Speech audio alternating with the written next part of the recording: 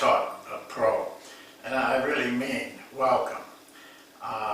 In thinking it over, I'm very fortunate that I have people like you who want to improve your coaching, make yourself better, and are willing to come and spend time to learn what you can from me.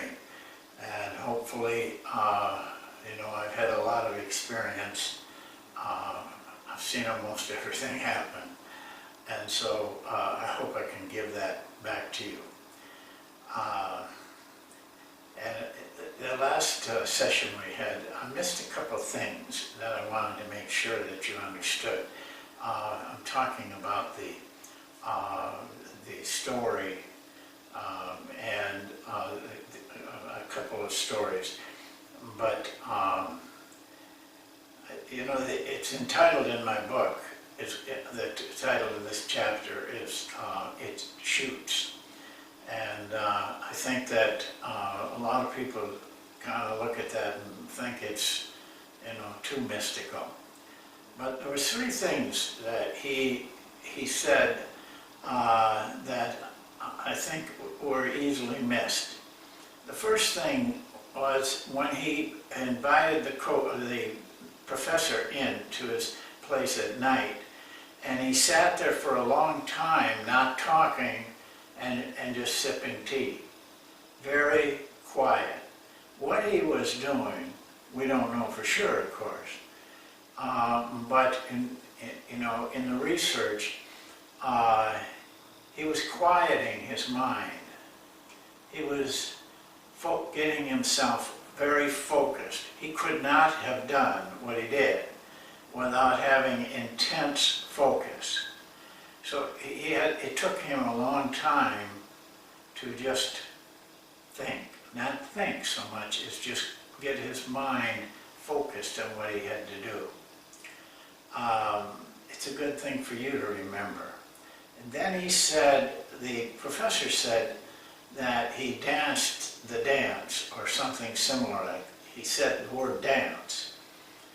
What he was talking about is a ritual, and this is, I think, what you guys should consider also, is that when they were taught how to shoot archery, they were also taught a specific, very specific routine that they did prior to their practice.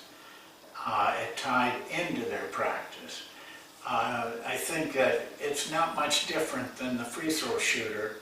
I've always encouraged everybody to have a routine at that line and do it every time and get very comfortable with it, because you have the opportunity to do that. You should do that. But the greatest part of it was when he said, "It shot, it hit."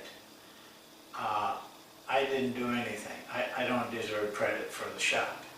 He took it away from himself and put it onto this feeling that is very prevalent in that part of the country, and other areas too. And that is the word "it," which you have to find out the meaning for. And I can't help you for one reason. I shouldn't help you, but I don't know myself. So, but it's an area to take in consideration. Well, today I want to talk to you about a single person rebounding drill. It's a drill I made up a long time ago. But I was inspired to do it by having the opportunity to listen to John Wooden in a clinic. I can honestly say, all those clinics that I went to, I don't remember anything except that clinic with John Wooden. And one of the things he did that nobody else does is he started his talk by talking about his pyramid, about personal development, about living right, and all of these things. It took an hour, but it was really a good hour. I wish more coaches would think like that. But from that clinic, I have to tell you, I do things a little different in rebounding. I don't teach blocking out. You know, it's almost like saying you don't believe in God, because people are so in tune to blocking out and have been for, I don't know, ever since the game was started, I think. But because I don't block out, I've had, the day that I said I'm not doing that any longer, because John Wooden said he didn't do it, that I had a freedom that just permeated what we did. And we've had great success with our teams in rebounding. And teams that don't have a big guy and all of the things that were against them, but by following these ideas, we were able to be a good rebounding team. This is a single person drill, but the key to rebounding is team rebounding. But the way that I show you with an individual fits well to a specific type of team rebounding. So right now I'd like to go, so you can see it on the board, you know, the positions on the drill. It's a very simple drill. Anybody can do it. It only takes about 10 minutes, and you get a good workout with it. So we'll go there now. Thank you. Well, here's the drill. First of all, let me show you the positions. Where I have ours, that's the rebounder. It's a single rebounder. We don't use 3 people. Those are different spots that the rebounder works from. The drill is very simple. The coach doesn't really have a ball when he starts the drill. We ask the rebounder to be here when they start the drill, pass, and then come out to a position that normally, we don't want the rebounder to try to block shots or anything like that. We want him to come out but be in a defensive position. The coach is told, if you don't do it, make sure they understand. We keep them close, I'd say about 8 feet from the basket, so that it's not difficult for him to miss shots. We want this guy to get a lot of good rebounding opportunities. So when he gets the ball, he shoots the rebounder, then this man becomes the rebounder and follows the rules that we are going to talk about right now. Because we are not focusing on blocking out, we have opportunities to do some things differently. But first of all, I want you to understand this. Though we don't block out, is maybe a little bit of a statement that might deceive you a little bit. We don't get pushed around either. If it gets physical, we have to get physical. By physical, I mean not allowing players to push you underneath, push you forward or to the side, elbow you out. You must maintain a position, but we're not maintaining a position where we're trying to block out. That gives you a lot of freedom. The very first, these are the 3 most, there's a couple other things in here, but I wanted to boil it down to just 3 things. And that is, first one is follow the ball. This is extremely important. This one right here. You'll be surprised how helpful that is. What we teach our players is that when the shot goes up, they're to turn with the shot and follow the ball all the way, watch it hit the rim. Never take their eyes off of it unless somebody pushes them or they get moved. But to get back and to following the ball as quickly as possible. And I will come to why that is important in just a little bit. We are more concerned with our position on the basket than we are keeping others away from the basket. You should be in a position, if your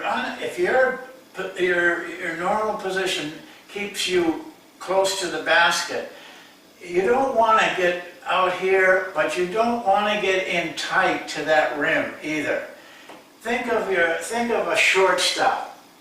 When he wants to cover the most ground, he doesn't need to worry about guys, scoring from third or anything. He has to play tight.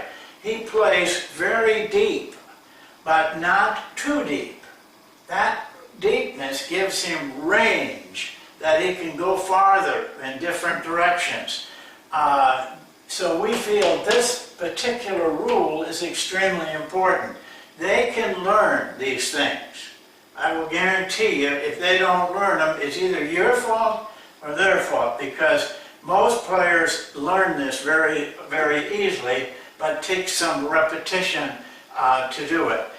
They can sense. It's not much different than shooting a hook shot. A lot of guys that shoot a hook shot don't really see the rim until they release the ball. They feel where they're at. They know the area that they play in so well that they can sense where they're at and where the basket will be. That's what they have to learn to do, and they will learn to do it if you work with them. In this drill, you can work with them. The third rule is, from watching the flight of the ball, allow yourself the freedom to feel where you think it's going to go. Not where you think so much, as where you feel it will go. Let that feeling pull you in the direction it wants to go. Don't fight it, just go with it. And I think you'll find that you're going to be one of those rebounders that just says a nose for the ball. That's what they say, But what they're really doing is allowing the mind to calculate and pull you towards the direction that, once it understands that you want to rebound it, it'll pull you. But you can't fight it. You can't say, you can't want you to go where you want to go. Let it take you. Feel where it wants you to go. Go there. You won't be wrong very often if you do this well. So those three things are all that we really work on in this drill. Now, I talk to the players. Usually when I do this drill, I do it by myself, and I do it in a situation where there's no people around, and so I can also motivate and talk to the players and show them the things that they need. Now, the drill itself, as I said, they would normally start here with the ball, and once they throw the ball to the coach, they come out, not all the way to him, and they're not going to try to block his shot, but they're in a good defensive stance here. Try to get into it. The coach then will wait. I'm talking about waiting a second or two, so especially early, make sure this guy's got a nice position. Take the shot. He follows the side of the ball, keeping position around the basket so he doesn't get pushed underneath, and then goes and gets the ball. That's the key to rebounding when you don't block out. You're free to go after the ball. If you block out, you're going to get the rebounds that come to you. We want the kind of rebounders, 5 of them at all times, that are going after that ball.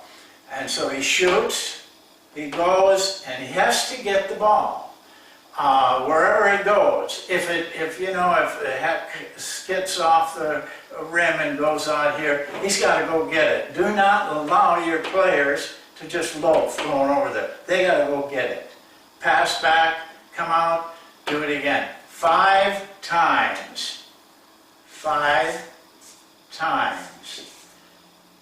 And that's it for that particular position.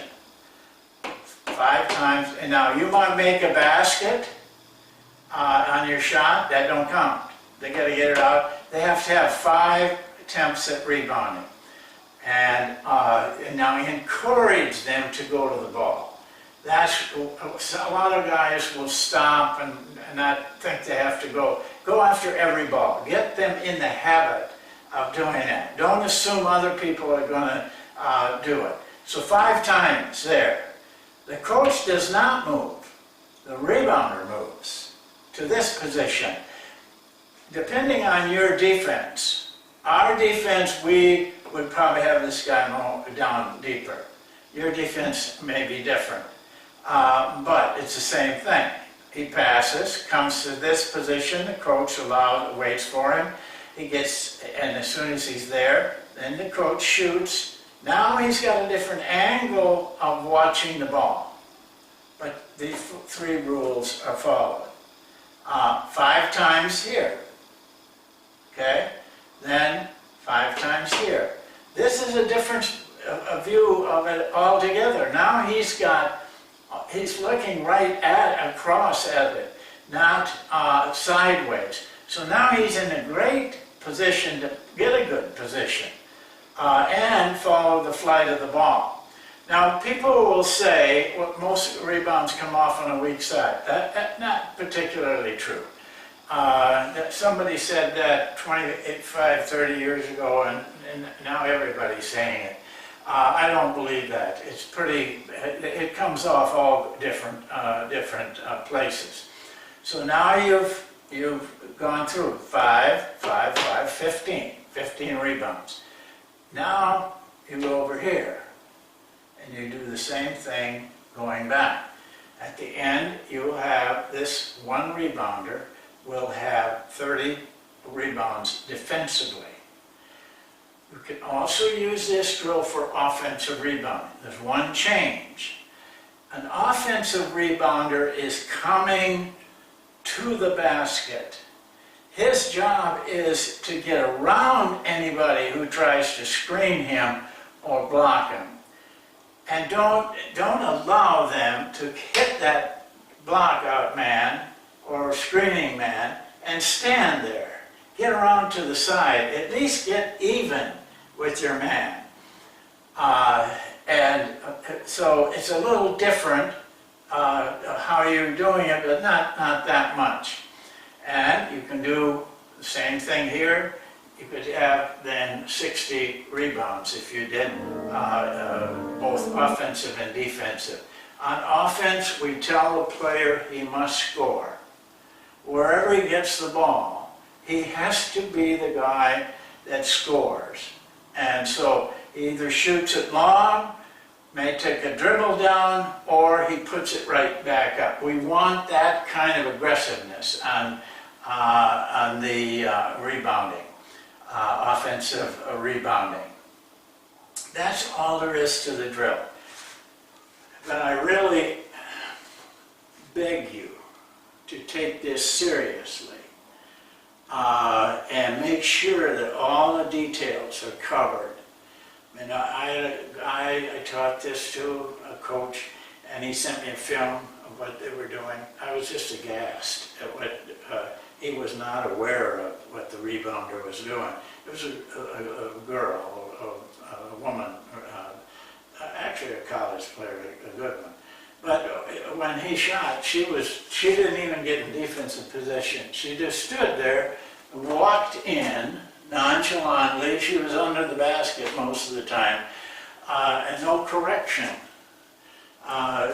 You have to really be involved with this person, and then you'll get the most out of it. You will help your rebounder. This kind of rebounding fits with team rebounding, how we rebound as a team, which you will see in these 50 videos that we're doing that are kind of special. And we're working as hard as we can to make them very unique for you, but also giving you a wide look at something more than just drills. So I thank you again for coming. I feel good for you guys that come and watch and want to make yourself better. That really is a reward that I get, and knowing that we've got people like this out coaching our kids. So we'll see you next time, and thank you.